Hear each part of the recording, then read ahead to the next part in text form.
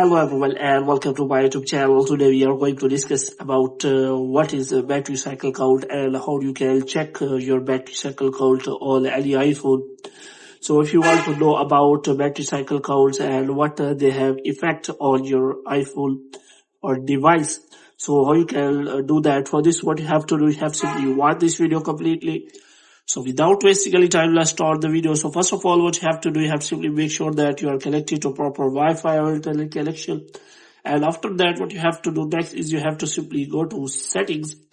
And here what you have to do, you have to simply check for battery cycle count. So if you search for here, battery cycle counts, so you will not find any kind of settings in iPhone 13 and below. So if you are a user of iPhone 15 or 16, you can simply check battery cycle count by simply go to the setting, general and about, and after that you can simply go to cycle count and view the number next to the cycle.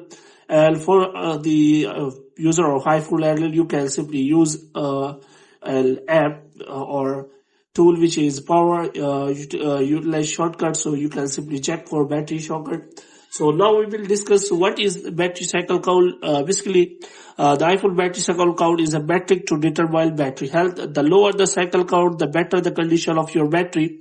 Basically, you can say that one battery cycle is count when you charge your iPhone to 100% one time. So it means how many times you have charged your iPhone to 100%, and it will be a battery cycle count. And you have drained all, and it will be a count.